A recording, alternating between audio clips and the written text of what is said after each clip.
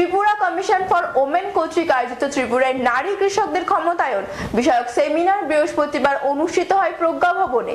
সেমিনারের সূচনা করেন মুখ্যমন্ত্রী ডক্টর মানিক সাহা। এছাড়া উপস্থিত ছিলেন মন্ত্রী টিঙ্কু রায় সহ অন্যান্যরা।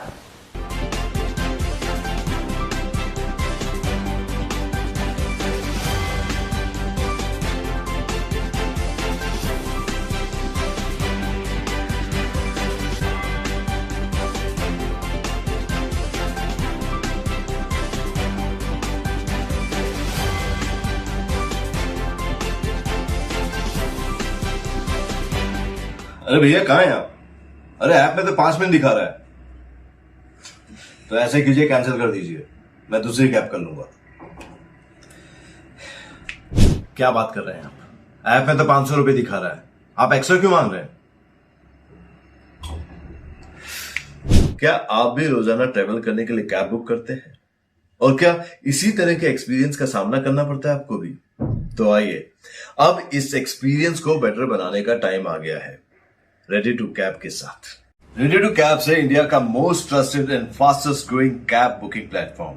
रेडी टू कैब्स पर आपको कैब बुकिंग सर्विसेज ही नहीं बल्कि यहाँ पर आप local taxi, rickshaw, AC non AC taxi सब बुक कर सकते हैं। और सबसे अच्छी बात तो ये है कि यहाँ पर आप अपना फेयर खुद डिसाइड करते हैं।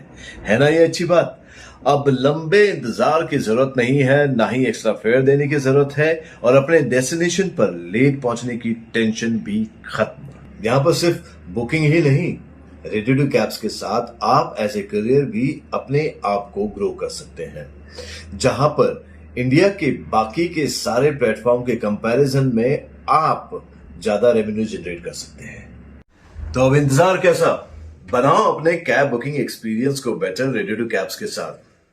आप इस ऐप को डाउनलोड कर सकते हैं प्ले स्टोर से या फिर ऐप स्टोर से, या फिर स्क्रीन पर नीचे दिए गए नंबर पर कांटेक्ट कीजिए। मिलते हैं।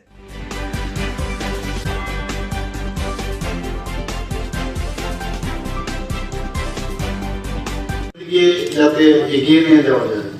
যখন ভাই ফোটার সময় আমার বোনেরা এসে আমাকে হাত সেই রাখি বন্ধনের সময় ছিল, তো আমি সেদিনে আমি একটা ঘোষণা দিয়েছিলাম, যারা ডিগ্রি কলেজে যারা পড়াশোনা করে যেন ডিগ্রি কলেজে তাদের কোন রকম ফিস দিতে হবে না। তো এখনো সেটা চলছে, এতে করে মেয়েরা উৎসাহিত হচ্ছে। আমরা সাইকেল টু গার্ল আমরা সাইকেল দিচ্ছি ওনাদেরকে। গত বাজেটে আমরা বললাম না সাইকেল দিয়ে হবে না, স্কুটি দিতে হবে। তো সেটাও আমরা করছি এখানে। তো আমরাও চাই যে মেয়েরা সামনের দিকে এগিয়ে যায়, এবং আমি শিওর যে ত্রিপুরার চেহারা আগামী দিন সত্যি একটা ভালো জায়গায় আসবে। এবং আমাদের দেশ হচ্ছে কৃষি প্রধান দেশ।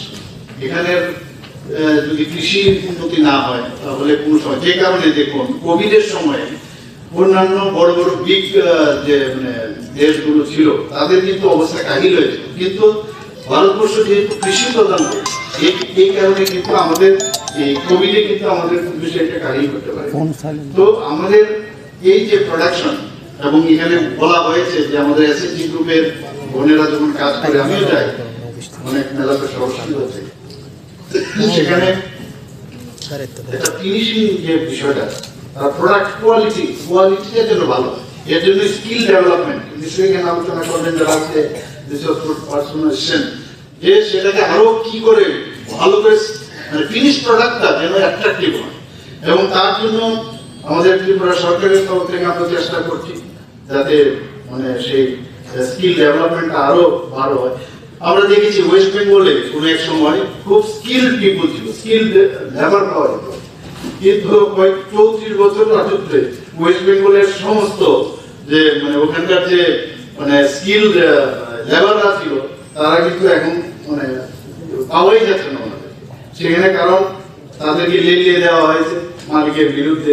তো মালিকরাও সেখানে নিবেশ করতো না, তারা যে কারণে ইনভেস্ট না করাতে সেখানে এখন সমস্ত অন্যান্য প্রদেশে চলে গেছে। আগে ওয়েস্ট বেঙ্গলের জিনিসপত্র অন্যান্য প্রদেশে যেত, এখন উল্টো হয়ে গেছে। কারণ শুধু রাজনীতি দিয়ে কিছু কাজ হবে না, মানুষের আর্থসামাজিক উন্নয়ন যতক্ষণ ধরে না হবে ততক্ষণ কিচ্ছু হবে। সেটা মাননীয় প্রধানমন্ত্রী এবং আমাদের ত্রিপুরা সরকারও সেই দিকে আমরা চেষ্টা করছি। প্রধানমন্ত্রী কৃষক সম্মান নিধি কোনোদিন নাম শুনেছেন আপনারা? প্রধানমন্ত্রী আসার আগে সেই কৃষক সম্মান নিধি আমরা যেভাবে ৬,০০০ টাকা করে দিচ্ছি, এর মধ্যে প্রায় 11 কোটি কৃষকদের মধ্যে এখন পর্যন্ত দেওয়া হয়েছে 2.81 লক্ষ কোটি টাকা এর মধ্যে বিতরণ করা হয়েছে। আমরা প্রধানমন্ত্রী কিষাণ মনধন যোজনা, এটার মধ্যে 23.35 লাখ কৃষক এই স্কিমের আওতায় এসেছে। শুধু তাই নয়, আমরা আপনারা দেখেছেন যে আমরা সমস্ত ডিস্ট্রিক্টে আমরা বলেছি নিরাপত্তার বিষয়টা ভেরি ইম্পর্টেন্ট। মহিলারা যদি নিরাপত্তাহীন হয় তাহলে কিন্তু আমাদের রাজ্য উন্নতি হবে না, দেশ উন্নতি হবে না। ত্রিপুরাতে মানে 7+1 মানে 8টা মহিলা থানা আমরা করেছি এখানে, মানে 8টা ডিস্ট্রিক্ট এবং 8+1 মানে 9টা আমরা থানা করেছি শুধু মহিলা দ্বারা পরিচালিত। কারণ অনেক সময় মহিলাদের সমস্যা হয়, তো পুরুষ যারা পুলিশ আছে তাদের কাছে গিয়ে বলার একটু সমস্যা হয়। তো এর জন্য আমরা 8টা ডিস্ট্রিক্ট প্লাস আমাদের ওয়েস্ট ডিস্ট্রিক্ট এখানে 2টো করেছি।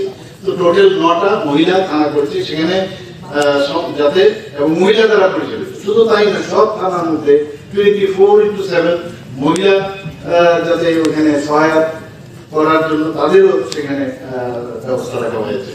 আমরা এর মধ্যে আপনারা দেখেছেন যে এখানে ডেন্টাল কলেজ আমরা এখানে করেছি। সেখানে আমি গিয়ে দেখলাম যে আমি যখন স্টুডেন্টদের লিস্ট দিলাম বেশিরভাগ দেখি মহিলা, মানে যেটা আমি বলছিলাম যেখানে যায় মহিলারা অনেক ভালো রেজাল্ট করছে, শুধু রেজাল্টও ভালো করছে এবং তারা কিন্তু ভেরি সিনসিয়ার, অনেক সিনসিয়ারিটির মাধ্যমে কাজ করে।